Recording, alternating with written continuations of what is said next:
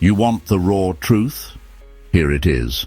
91% of avoidant exes crumble after you finally walk away, not because you begged, not because you chased, not because you played some manipulative game, but because you did the one thing they never believed you'd do. You disappeared. You cut the cord. You stopped feeding their ego.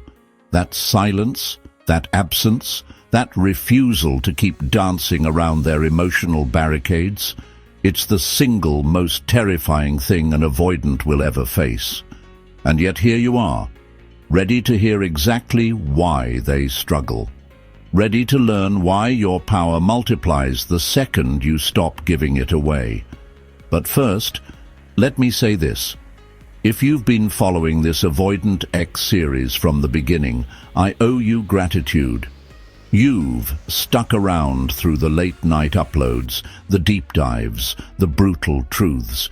You've committed to facing what most people run from, the psychology of someone who swore they didn't need you, only to secretly collapse without you.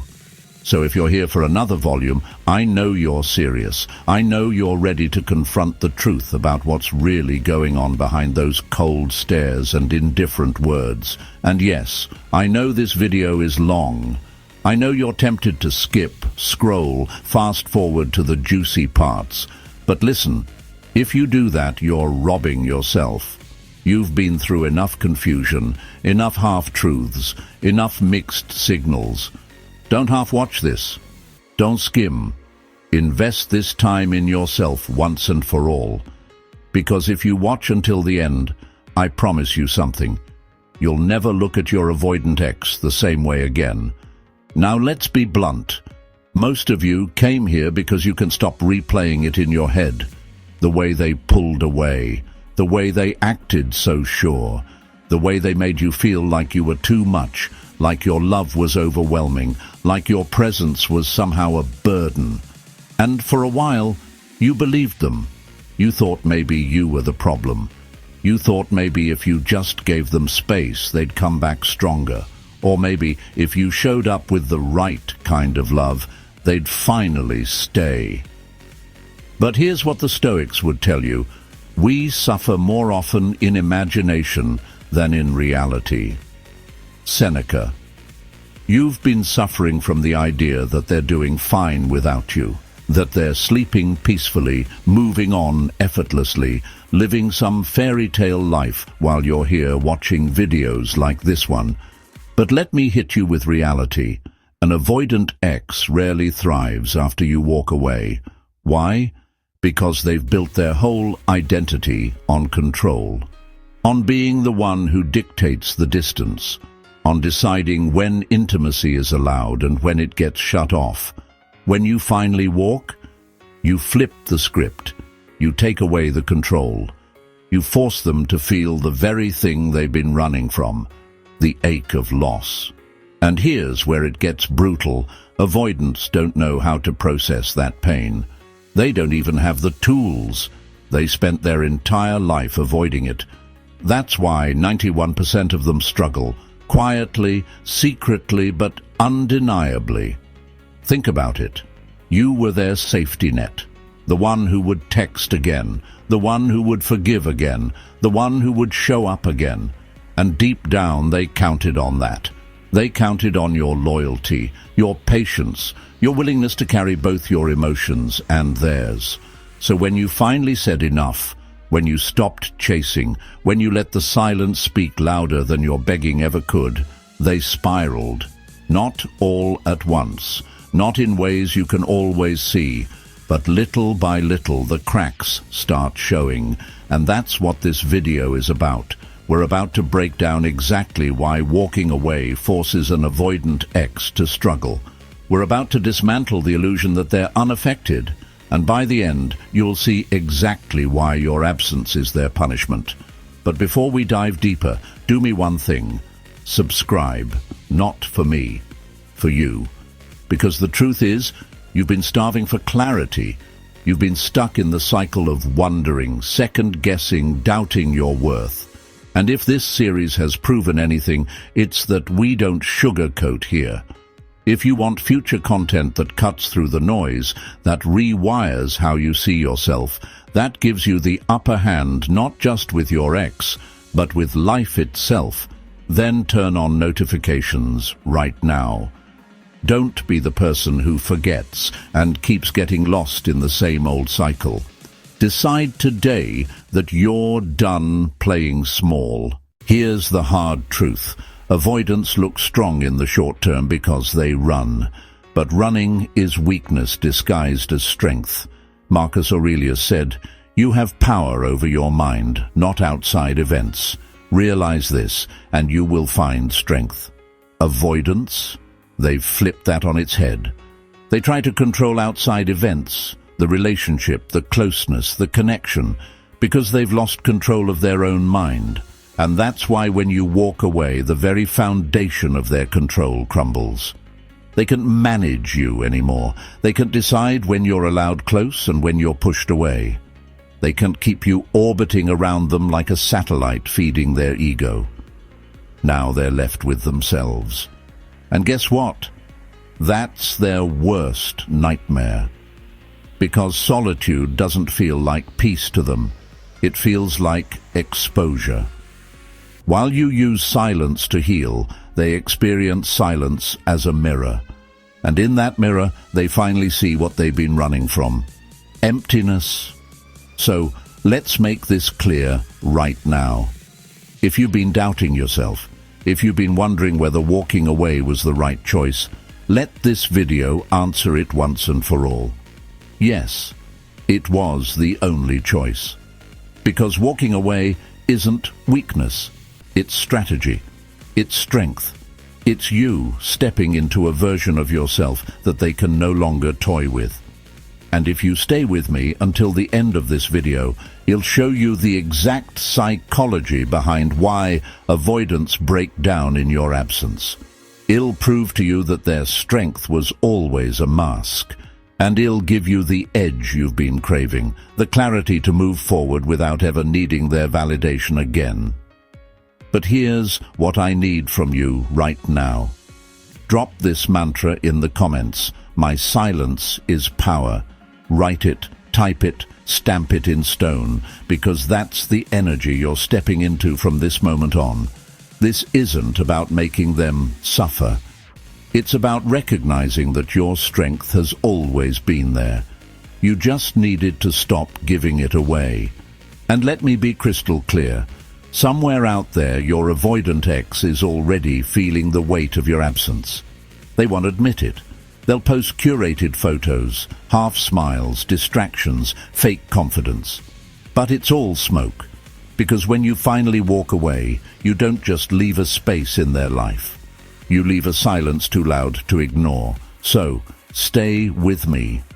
Don't scroll. Don't skip. Commit to watching this until the very end.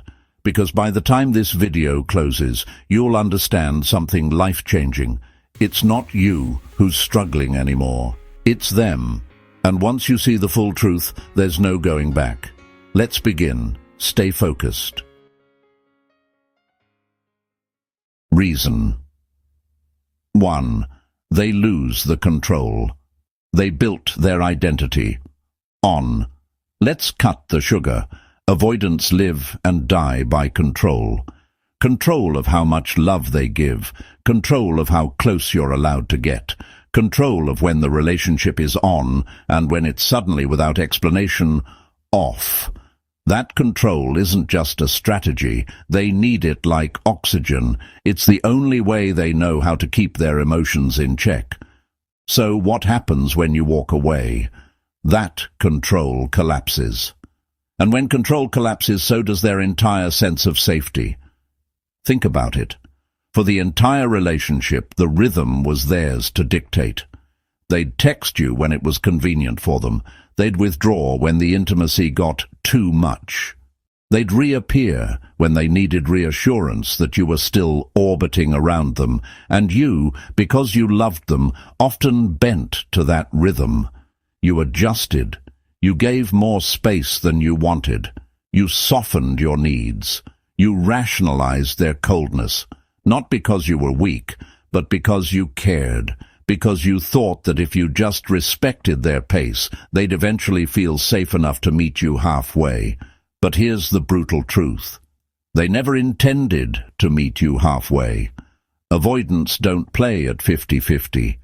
They play at 70-30, where you do the emotional heavy lifting and they remain the one in control. Now watch what happens when you walk away. That balance shatters. They can't manage you anymore. They can't dictate when you're available and when you're not. They can't decide when the door opens and when it slams shut. For the first time, the game isn't in their hands, it's in yours, and that terrifies them. Here's a fact. Studies in attachment psychology show that avoidants regulate their emotions by controlling distance. They can only handle closeness if they know they can shut it down at will. When you walk, you remove their off switch.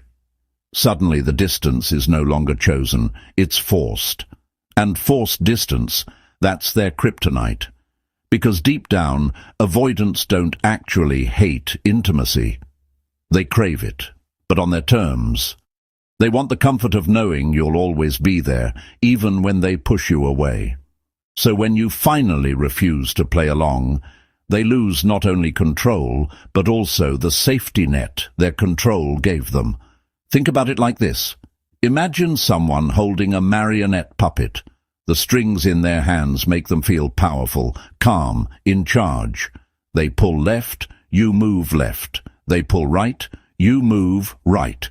But then one day, the puppet cuts the strings. It stands on its own.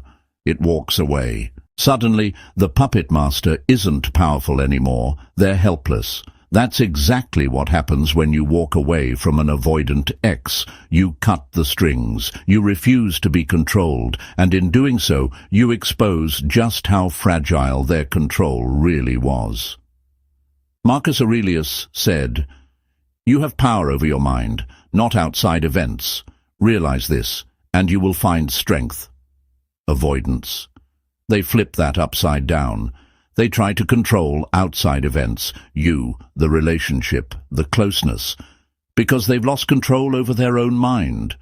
So when you remove yourself from the equation, you don't just take away a partner, you take away their coping mechanism, and without that, they spiral. Here's the irony. They'll never admit it. They'll pretend they're fine. They'll post curated photos online. They'll act detached like they're moving on. But that's not strength. It's performance. Behind the scenes, they're restless. They're checking their phone more than usual. They're rereading old texts. They're wondering why you didn't come back this time. Because remember, they counted on your predictability. They counted on you always being the one to repair the bond. And now that you've taken that away, the silence feels like betrayal, not because you wronged them, but because you finally stopped betraying yourself. Here's the paradox of control. The tighter someone tries to grip it, the more it slips through their fingers. Avoidants grip relationships through distance, withdrawal, silence. But when you withdraw first, when you disappear, when you stop fighting for a seat at their table, you flip the entire script. They can't play defense anymore because the game has left the stadium. That's why they struggle. That's why they spiral. That's why they join the 91% who realize, sometimes too late, that control without connection is meaningless. And here's where you need to anchor yourself. Walking away isn't just about reclaiming your dignity. It's about reclaiming the power they've been hoarding, because you were never powerless. They just made you forget. But the second you walked away, you remembered. And now it's them who has to live with the truth. The control they thought they had was nothing more than a fragile illusion. So if you're still wondering whether they're struggling right now, understand this. Avoidants don't struggle because they miss love. They struggle because they lost the control that made them feel safe. And once you take that away, they're left facing the one thing they can't run from forever, themselves. Reason 2, their false independence gets exposed. Let me say this bluntly. Avoidants love to sell the illusion that they're better off alone. They act like solitude is their superpower, like they don't need anyone, like intimacy is just a burden and detachment is freedom. But here's the truth they'll never tell you. That independence is fake. It's not strength. It's not self-sufficiency. It's not confidence. It's avoidance. And the moment you walk away, that fake independence gets exposed for what it really is. Loneliness in disguise. Let's break it down. An avoidant ex wants the benefits of closeness, your love, your comfort, your presence, without the vulnerability that comes with it. So what do? They keep you close enough to feel secure, but distant enough to feel in control. They convince themselves that they could leave at any moment and they'd be fine. They convince themselves they don't need you, even while they feed off your presence. That's not independence. That's dependency hiding under a mask of detachment. Here's the kicker. When you walk away, you put their mask to the test, and for the first time, they're left with only themselves. No more texts to roll their eyes at while secretly loving the attention. No more reassurance to keep them afloat. No more fallback plan that keeps them from facing their own emptiness. And suddenly, the silence they bragged about craving becomes unbearable. This is where the psychology comes in. Studies on attachment styles show that avoidants suppress their need for intimacy. But suppressing doesn't erase the need, it just buries it. And buried needs always resurface when the person who used to meet them disappears. That's why so many avoidants eventually struggle after you walk. Not because they suddenly found themselves in solitude, but because they realized solitude wasn't what they wanted at all. Let me give you a metaphor. Picture someone bragging that they can live without food. They tell everyone, I don't need it, I'm stronger this way. But what they don't admit is that they've been sneaking snacks in the dark. Then one day, the snacks disappear. Suddenly, their strength looks a lot like weakness. Their independence looks a lot like starvation. That's the avoidant ex when you finally leave. They told themselves they didn't need you, but when your love, your energy, your presence gets cut off, they starve. Marcus Aurelius once said, waste no more time arguing about what a good man should be one. In the same way, waste no time arguing about what a strong, independent avoidant should be. Watch what they are when the crutch of your presence disappears. Because here's what you'll find. That so-called independence wasn't built on self-sufficiency. It was built on your reliability. It was built on the certainty that no matter how far they pulled away, you'd always be there. When that certainty is gone, they're exposed. And here's the irony. They'll never admit it out loud. Instead, they'll double down on the image. They'll post about being unbothered. They'll tell friends they're happier single. They'll scroll social media, pretending to be too busy to care. But when the noise fades, when the lights go out at night, when there's no one left to project the mask onto, that's when the truth hits. They're not independent, they're just alone. And not the kind of alone that heals you, the kind of alone that gnaws at you. Because independence only works when it's real, when it's built on self-respect, growth, and clarity, not when it's built on running from intimacy. Here's where you come in. The second you walk away, you force them to face the question they've been avoiding their whole life. Am I truly okay on my own, or have I just been leaning on someone else's loyalty to avoid dealing with myself? That's the struggle they can't escape. That's the reason the silence is louder than any words you could say. See, avoidants aren't afraid of being alone. They're afraid of being alone without knowing you're still out there waiting for them. That's the distinction most people miss. They don't need constant closeness.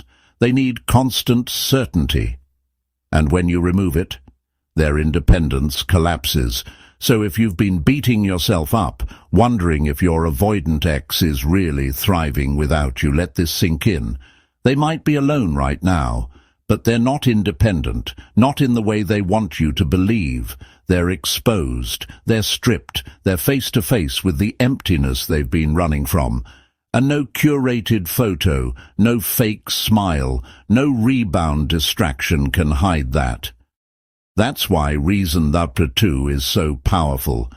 Because walking away doesn't just protect your dignity, it reveals the truth about theirs, their so-called strength.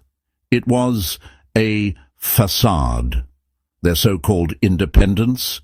It was dependency in disguise. And now, in the silence you left behind, they have no choice but to face it. Reason 3. Their ego can't handle losing. Let's get real. Avoidants don't fear losing love. They fear losing control and, more importantly, losing the ego boost that your love provided. See, for the entire relationship, you weren't just a partner, you were a mirror, a reflection of their worth. Your texts, your forgiveness, your patience, your willingness to stay, even when they withdrew, fed their ego like fuel. And here's the part they'll never admit. That ego boost mattered more than the love itself. Avoidants want to believe they're above attachment, that they're stronger because they don't need anyone. But behind closed doors, their entire self-image is built on knowing someone does need them, and that someone was you. You showed up. You reassured. You proved, time and time again, that they were worth chasing, worth forgiving, worth staying for. Even when they pushed you away, you kept coming back, and whether they admitted it or not, that gave them a twisted sense of importance. But here's the plot twist. When you finally walk away, their ego takes a hit they can't mask, because now the person who once validated them endlessly has stopped validating them at all. And to someone who's built their identity on being the one who gets chased, that silence is catastrophic. Let me hit you with some psychology here. Studies on rejection show that the same areas of the brain that process physical pain also light up when the ego experiences rejection.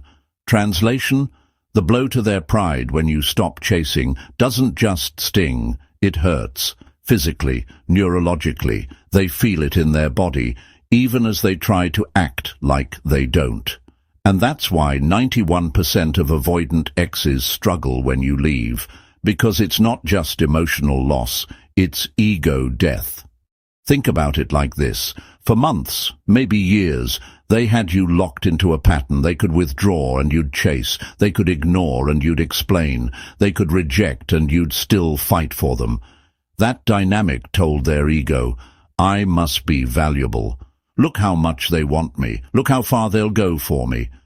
But the moment you stop, the message flips. Now their ego hears, if I was really that valuable, why did they stop fighting for me? And that question, that doubt, that silence, it eats them alive. Marcus Aurelius once said, it is not death that a man should fear, but he should fear never beginning to live. For avoidance, it's not loneliness they fear. It's realizing that without you chasing them, they've never truly been alive in love. They weren't building intimacy. They weren't building trust. They were just building a fragile ego temple that crumbles the moment you walk out. Here's the irony. To protect their pride, they'll act the opposite of how they feel. They'll act colder. They'll act tougher. They'll even act happier, posting things designed to prove how unbothered they are. But the truth, the louder they perform, the more threatened their ego really is. Because deep down, nothing shakes a person more than realizing they're not as indispensable as they thought. And here's where your silence becomes so powerful. See, begging, pleading, chasing, those things inflate their ego, even if it feels like you're getting nowhere. But silence, that starves it. that suffocates it, that forces them to look in the mirror without the constant reminder that someone out there still sees them as worthy.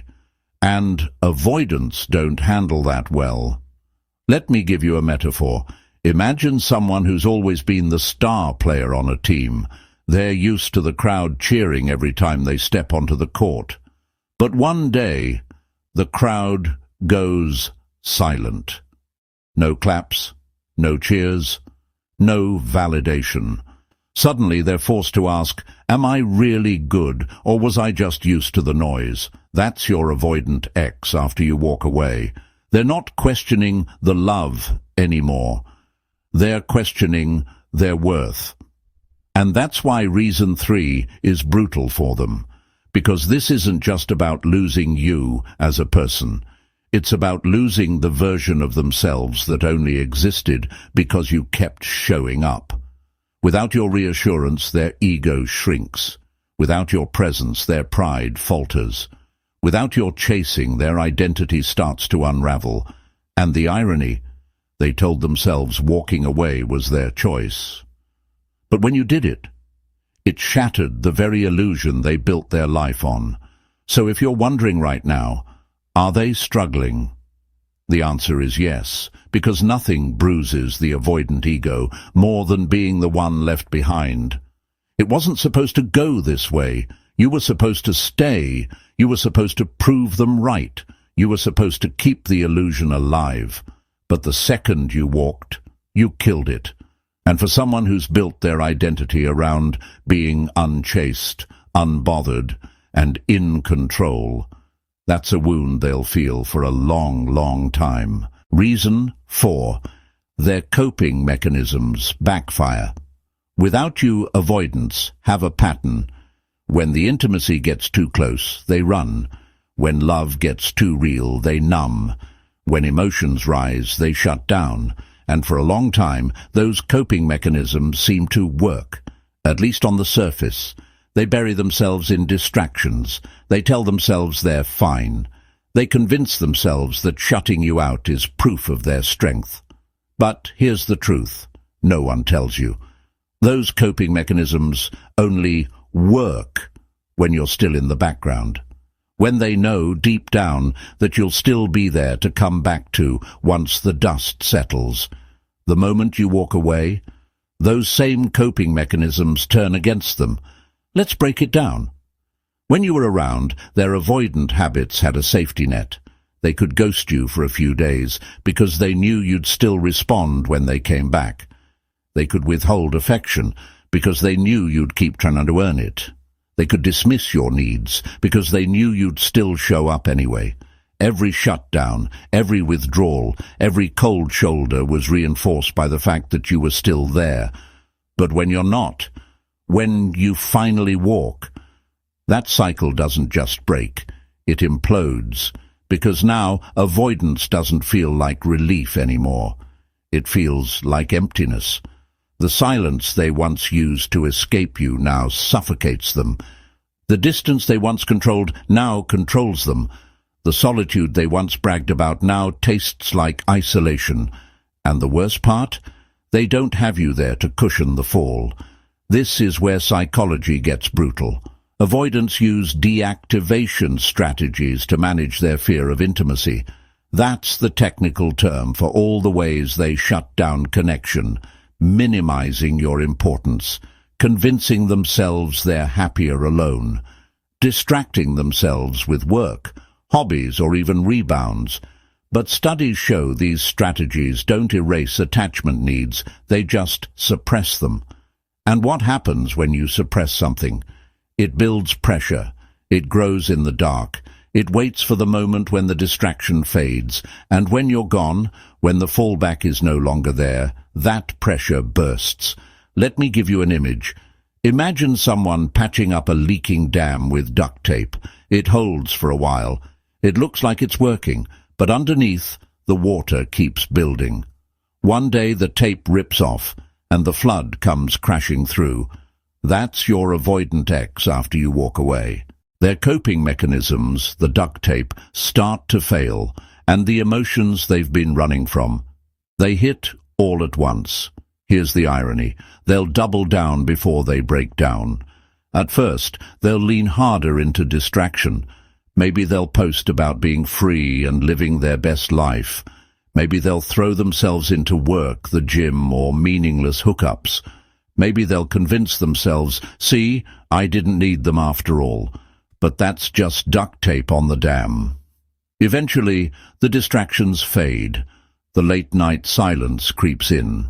The rebound loses its thrill, and the feelings they avoided come roaring back, stronger than ever. Marcus Aurelius once said, "If it is not right, do not do it. If it is not true, do not say it." Avoidants live the opposite. They do what isn't right, running from intimacy. They say what isn't true, claiming they're fine alone. And when you walk, that false life they've been living collapses under its own weight. Here's the brutal truth. Your absence doesn't just leave them alone, it leaves them with themselves, and themselves is the one person they've been trying to avoid their entire life. That's why the coping mechanisms backfire, because silence doesn't heal them, it haunts them. Distraction doesn't strengthen them, it exposes them. Running doesn't free them, it exhausts them. Without you, the very strategies that kept them safe now keep them trapped. And here's the part you need to hear. This isn't about revenge. This isn't about celebrating their struggle. This is about recognizing the power of walking away. Because every time you begged, pleaded, or tried to fix it, you were cushioning their fall. You were reinforcing the illusion that their avoidance was working. But when you finally step back, when you finally let them sit in the silence they created, their coping strategies turn into their prison.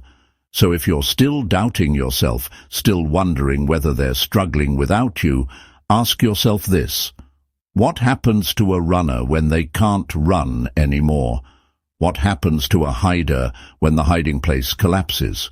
What happens to an avoidant when the one person who always forgave them finally leaves? The answer is simple. They break.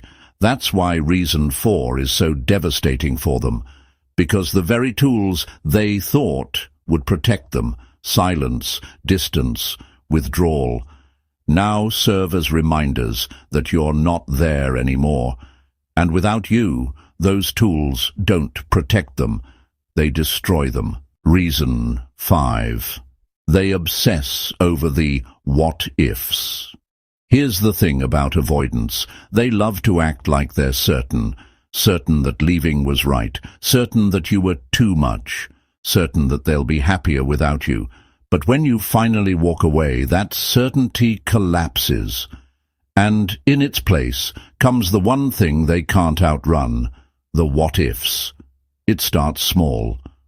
What if they really move on this time?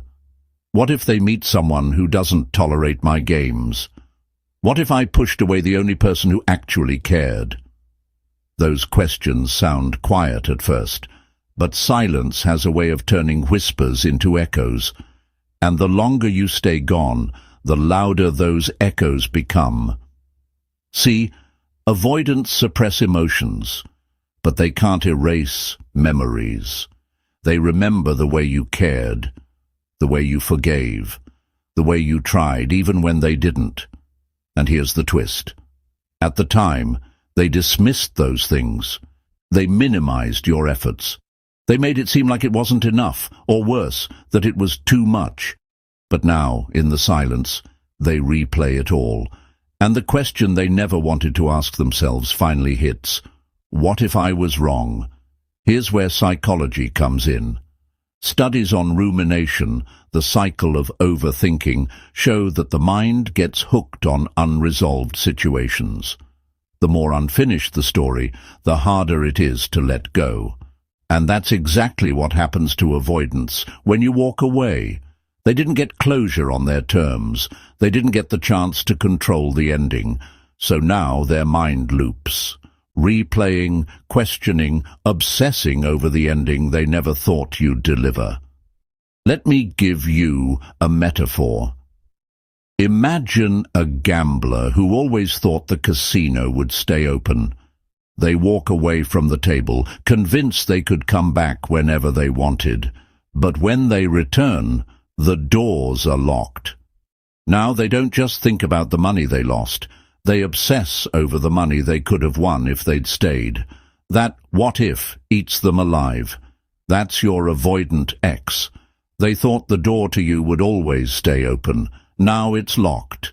And every what if burns in their mind like neon signs they can't shut off. Here's the irony. They won't tell you any of this. They'll play it cool. They'll act unbothered. They might even distract themselves with someone new. But the thing about what-ifs, they don't go away. That rebound doesn't erase it. The distractions don't silence it. The ego front doesn't cover it. Because deep down, they know the truth. Nobody else gave them what you did. And the chance to have it again is gone. Marcus Aurelius once said, "It is not the things themselves that disturb men, but their judgments about these things." Avoidants don't get disturbed by you walking away. They get disturbed by their judgment of it. The judgment that maybe, just maybe, they let go of something real, and that judgment turns into a loop. What if they were the one? What if I can't find this again? What if I destroyed the only love that would have lasted? That's the storm inside their head. Here's the brutal truth. You'll never see the full storm. They'll fight to keep it hidden. But make no mistake, it's there. Because human nature doesn't let go of unanswered questions, and when you walk away, you leave them with the biggest unanswered question of all. What if I just lost the best thing I'll ever have? And here's where your silence becomes a weapon. If you broke no contact, if you kept chasing, if you tried to convince them of your worth, you'd erase their what-ifs. You'd give them certainty. But by staying gone, you let their doubts fester. You let their minds spin. You let their own psychology work against them. And that's why they struggle. Not because they don't know what you offered, but because now they can't stop wondering if they threw it all away for nothing. So let me make this clear. Your absence doesn't just hurt them, it haunts them. Because avoidants don't fear loneliness, they fear regret. And the what-ifs you leave behind. Their regret's loudest voice. So if you're asking yourself right now, do they ever think about me? The answer is yes. Not in some soft, nostalgic way, but in a gnawing, obsessive, can't-shake-it kind of way. Because every what-if is a reminder that they underestimated you, and now that you're gone, they can't get that thought out of their head. So, let's pause here. You've just walked through the brutal truths, the 5 undeniable reasons why 91% of avoidant exes secretly struggle after you walk away. We've stripped it bare. They lose their control. Their fake independence gets exposed. Their ego takes a devastating hit. Their coping mechanisms implode, and the what-ifs start gnawing at them until silence becomes louder than any breakup speech you could have given. That's the reality. That's the psychology. That's the truth. And if you've been here since Volume 1 of this Avoidant X series, I want to thank you. You've shown resilience, discipline, and courage that most people never muster. You didn't settle for comfort. You came here for clarity. You came here to rise above the confusion, the second-guessing, the sleepless nights. So let me say it bluntly, you've already won. Not because your avoidant ex is suffering, but because you're finally seeing the game for what it really is. You're no longer the puppet. You're no longer the fallback. You're no longer the one begging for scraps of affection. You've become the one who walks away. And that choice, though it may feel heavy, was your liberation. But here's the part I don't want you to miss. This video isn't about your ex. It's about you. Because the more time you spend obsessing over whether they're struggling, the more you hand power back to them. The more you watch their social media, the more you let them live rent-free in your mind. The more you replay the what-ifs, the more you keep yourself chained to the very story you walked away from. And isn't that what you're done with? You didn't come here just to know they're struggling. You came here to step into a mindset where their struggle no longer defines your worth. Marcus Aurelius said, "You have power over your mind, not outside events. Realize this, and you will find strength." That's your mantra now. Not their pain, not their silence, not their struggle, your strength. So here's my challenge to you. From this moment on, stop obsessing over them and start investing in you.